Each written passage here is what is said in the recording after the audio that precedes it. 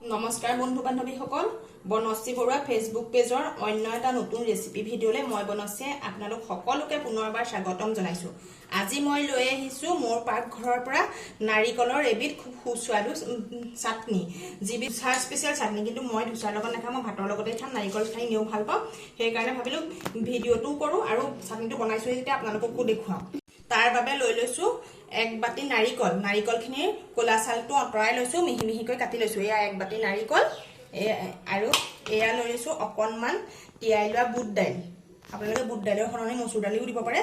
কেইটামান লৈ লৈছোঁ বাদাম। বাদামৰ বাকলিখিনি ইচ্ছা কৰিলে আপোনালোকে আঁতৰাই ল'ব পাৰে, মই আঁতৰোৱা নাই। আৰু 2টা কেঁচা জলকীয়া, অকণমান আদা আৰু কেইটামান নৰসিংহৰ পাত এইলৈকে। আৰু যদি এনেদৰে চাটনি বনাই খোৱা নাই, এবাৰ বনাই খাব। ব'লকচোন ভিডিঅ'টো ষ্টাৰ্ট কৰোঁ। এয়া মই লৈ লোৱা গোটেই উপকৰণসমূহ: নাৰিকলখিনি, বুট দালিখিনি, বাদামখিনি, আদা টুকুৰা, জলকীয়াকেইটা গোটেইকেইটা এটা মিক্সি জাৰত দি পেষ্ট বনাই ল'ম। আপোনালোকে বাদাম, কেঁচা বাদামো ল'ব পাৰে, যে ৰোষ্টেড বাদাম ল'ব লাগিব বুলি কথা নাই। আৰু জ্বলা যদি বেছিকৈ খায়, অকণমান জলকীয়া সৰহকৈ দি ল'ব পাৰে। আমাৰ যিহেতু খুচালে খাব, সেইকাৰণে মই জলকীয়া কম পৰিমাণে দিছোঁ। আপোনালোকে জ্বলা যিমান খায় তাৰ অনুপাতে জলকীয়াটো দিব। মিশ্ৰণখিনি একেলগ কৰি মই 5 ছেকেণ্ডৰ কাৰণে এটা পেষ্ট বনাই ল'লোঁ। 5 ছেকেণ্ডৰ পাছত মোৰ দেখিছেনে পেষ্টটো এয়া। আৰু 5 ছেকেণ্ড বনাই লোৱাৰ পাছত মই তাত অকণমান পানী ইউজ কৰিম। পানী আপোনালোকে সৰহকৈ ইউজ নকৰিব, সৰহকৈ ইউজ কৰিলে কি হ'ব, পেলপেলীয়া হ'ব। পেলপেলীয়া হ'লে চাটনিটো খাবলৈ ভাল নালাগে। পানী অকণমান ইউজ কৰাৰ পিছত মই আকৌ 5 ছেকেণ্ডৰ কাৰণে মিক্সিটো চলাই দিলোঁ, মানে বস্তুটো পেষ্ট বনাই লৈছোঁ। আকৌ পেষ্টটো বনাই লোৱাৰ পিছত মই ভালকৈ লৰাই লৈছোঁ মিশ্ৰণখিনি। লৰাই পেলাই মই তাত এড কৰি দিছোঁ পৰিমাণ অনুসৰি নিমখ। আৰু আপোনালোকে নিমখ পৰিমাণ অনুসৰি দিব। আৰু অকণমান মিঠা খাই যদি অকণমান তাত চেনি এড কৰি দিব, মানে আধা স্পুনমান চেনি এড কৰিব। কিন্তু মই চেনি এড কৰা নাই, কাৰণ ময়ো চেনি নাখাওঁ, পৰিয়ালৰ সকলোৱে চেনি নাখায়। সেইকাৰণে তাৰ চেনিৰ সলনি মই তাত এটা চুগাৰ ফ্ৰী এড কৰি দিছোঁ, মানে অকণমান মিঠাৰ কাৰণে দিছোঁ। আপোনালোকে চেনি, চুগাৰ ফ্ৰী বা তাল মিচিৰি কিবা এটা যিকোনো এটা বস্তু মিঠাৰ এড কৰিলেও হয়। আৰু যদি একেবাৰে মিঠা নাখায়, তেতিয়া কোনো বস্তু দিবৰ প্ৰয়োজন নাই, কাৰণ নাৰিকলত অলৰেডি মিঠা অকণমান থাকেই। এতিয়া চুগাৰ ফ্ৰী আৰু নিমখ দি দিয়াৰ পিছত মই আকৌ অকণমান দেৰি 5 ছেকেণ্ডৰ কাৰণে পেষ্ট বনাম। নিমখ, চুগাৰ ফ্ৰী দি পেলাই 5 ছেকেণ্ডমানৰ কাৰণে পেষ্ট বনাই ল'লোঁ। আৰু পেষ্ট বনোৱাৰ পাছত এয়া দেখিছেনে মোৰ চাটনি প্ৰায় ৰেডি হৈ গৈছে। এতিয়া মই ইয়াৰ ছেকেণ্ড ষ্টেপটোলৈ আগবাঢ়িম। যিহেতু চাটনিখিনি পিচি হৈ গ'ল, আপোনালোকে দেখিছেই। এতিয়া মই ইয়াৰ ছেকেণ্ড ষ্টেপটোলৈ আগবাঢ়িছোঁ। ছেকেণ্ড ষ্টেপটোৰ কাৰণে মই এখন কেৰাহী গৰম কৰি লৈছোঁ, আৰু তাত মই এতিয়া অকণমান তেল ইউজ কৰিম।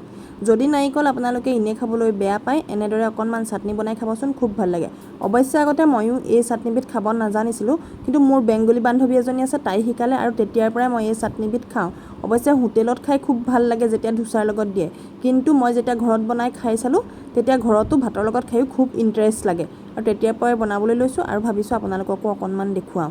আৰু এয়া এতিয়া মোৰ কেৰাহী গৰম হৈ গ'ল, মই তাত তেল দি দিছোঁ। পৰিমাণ অনুসৰি তেল দিয়াৰ পিছত তেল গৰম হ'ল, আৰু এই গৰম তেলতে মই এটা শুকান জলকীয়া দি দিছোঁ।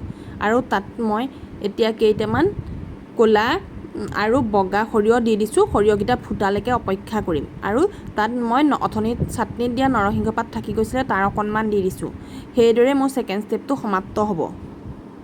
এয়া দি দিয়াৰ পিছত সৰিয়হখিনি ধুনীয়াকৈ ফুটি আহিছে। সৰিয়হ ফুটি আমাৰ খুচালে ভিডিঅ' কৰি আছিলে, খুচালৰ গাটো পৰিছেহি দেই। আপোনালোকে এই ক্ষেত্ৰত কিন্তু সাৱধান হ'ব, ঢাকোন এখন মাৰি দিব, নহ'বা গায়ে চাৰে পৰেহি। খুচালেও জনা নাছিলে, ময়ো তাক কোৱা নাছিলোঁ, তাৰ গাতে পৰিছিলেহি অকণমান। এতিয়া মই কেৰাহীত যিখিনি তেলৰ লগত মছলা দিছিলোঁ, সেই মছলাখিনি আৰু তেলৰ পৰিমাণ কম দিছিলোঁ, বৰ বেছি তেল দিবৰ প্ৰয়োজন নাই, কাৰণ নাৰিকলৰ পৰা তেল ওলায়েই। সেই মছলাখিনি মই এতিয়া পিচি ৰখা চাটনিখিনি দি দিছোঁ। আৰু চাটনিখিনি দি পেলাই মই তল ওপৰ কৰি দিম। আৰু তেতিয়া চাটনিখিনি খাবলৈ খুব সোৱাদযুক্ত হয়, আৰু এটা খুব ধুনীয়া চেণ্ট ওলায়। আপোনালোকে যদি এইদৰে বনাই খোৱা নাই, প্লিজ এবাৰ বনাই খাব, আৰু বনাই খাই কেনেকুৱা পালে এটা কমেণ্ট কৰি জনাবলৈ কিন্তু নেপাহৰিব। যদি ভিডিঅ'টো ভাল পালে লাইক, কমেণ্ট, শ্বেয়াৰ কৰিবলৈ নেপাহৰিব। আৰু যদি নতুনকৈ ফেচবুকত চাই আছে, মোৰ পেজখন ফ'ল' কৰি দিবলৈ কিন্তু নেপাহৰিব। এয়া মোৰ ফাইনেলি ধোচা স্পেচিয়েল নাৰিকলৰ চাটনি ৰেডি হৈ গ'ল। আজিলৈ আহিছোঁ, পুনৰ নতুন এটা ভিডিঅ'ত লগ পোৱাৰ প্ৰতিশ্ৰুতিৰে। Bye bye.